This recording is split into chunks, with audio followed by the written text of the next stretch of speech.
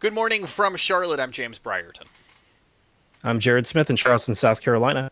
And we are looking at preliminary storm survey information from the National Weather Service out of Columbia, which ventured across the area on Monday to survey storm damage from those tornadoes that came through the region on Sunday. 4 tornadoes were confirmed in the Midlands of South Carolina, one additional tornado just across the border in the Augusta area, and they will be doing more storm surveying today.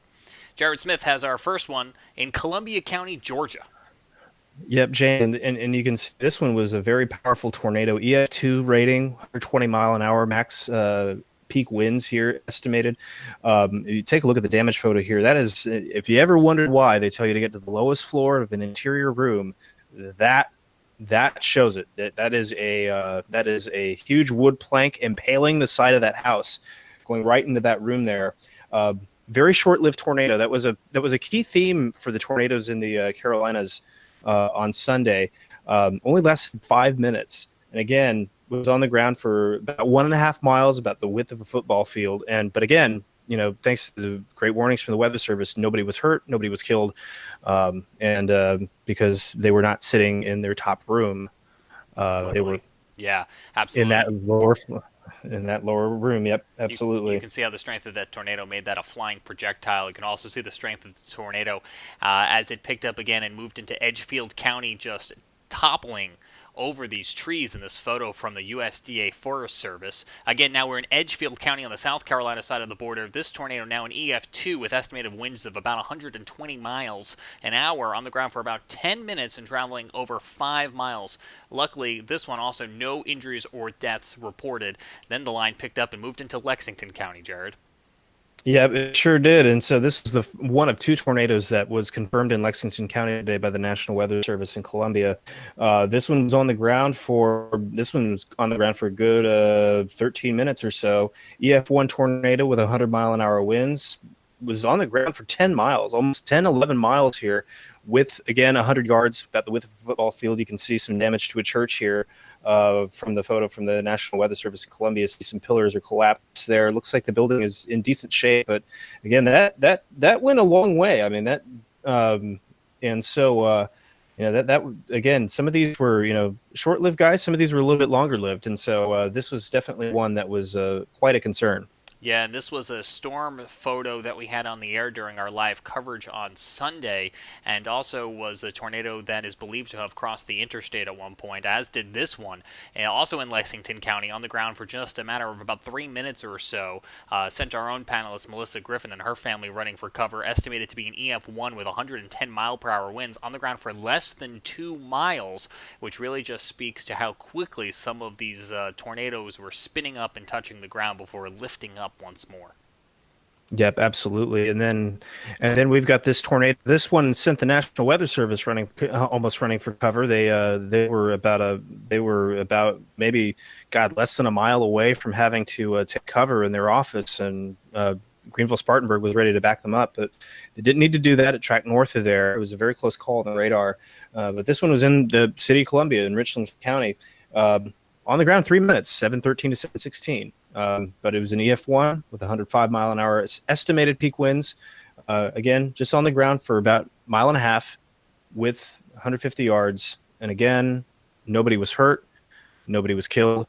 And you see a lot of tree damage there, a lot of I believe that's a tree through a house. Yeah, I think you might be correct. That house there in the center of the frame almost looks like it's divided, but luckily no injuries with this one either, which is just a great testament to the storm warnings that the Weather Service is going out, and very reactive public getting to safe places. And so we're very happy to hear about that, because we had tornado warnings that prompted us to be on the air for about 3 hours on Sunday, all across the Midlands and into portions of the Low Country, Jared. But as I understand it, closer to your neck of the woods in Charleston, no confirmed tornadoes, just that one tornado warning, but you did get a few storm reports. Yeah, we did get a few storm reports. Interestingly, something that we'd been watching in Charleston was the marine layer. We actually had quite a bit of sea fog at the coast during the day on Sunday, and that really didn't let up. And so that led us to believe that, maybe the air was a little bit more stable as you get closer to the coast and to the low country. And that seemed to have borne out. We got hail reports. We got several hail reports in the towns of Somerville and Goose Creek here. The photo that James has got up here, but nickel-size hail fell in Goose Creek. It was I saw the corresponding radar spike there, which, did a nice job of the radar did a nice job of kind of pinpointing where the largest hail was. But amazingly, no severe weather reports in the Charleston metro area, because again, I think I firmly believe, based off of what we were seeing in the observations, it was, it was in the low to mid 60s as opposed to upper 60s, low 70s, until you got closer to 17A, until you got closer to 95, where you then had a few more of those rotating storms that may have had a chance to make it to the surface. James has got here, this is a radar loop of the Charleston radar. So panels, so the top left is the regular reflectivity, and then we've got the storm relative velocity on the top right, and then just the regular velocity on the bottom left, on the bottom right rather, and then correlation coefficient, which was what we use to look for debris, on the bottom left there. And really what you see here is that you see a couple quick spin-up circulations, one of which, the one near Ridgeville, was tornado warned by the Weather Service, mainly because of how quickly it spun up.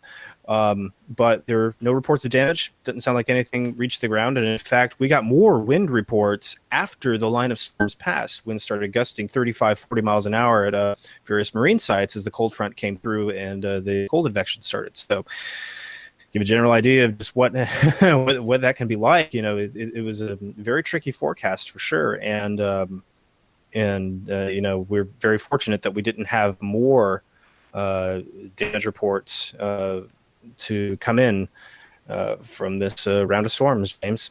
Yeah, and remarkable that we didn't get any reports of injuries or deaths here in the Carolinas. Very thankful for that, because this is a system that, as you probably well know, led to the deadliest tornado outbreak in the South since 2013 in Moore, Oklahoma. And we're talking, an impact area specifically in Lee County, Alabama, that claimed nearly 24 lives, with damage scattered across Alabama and Georgia with just this very memorable tornado outbreak. We will have more on that on our weekly edition of the Carolina Weather Group, coming your way at 8:15 tomorrow night, right here on Facebook, YouTube, and Periscope.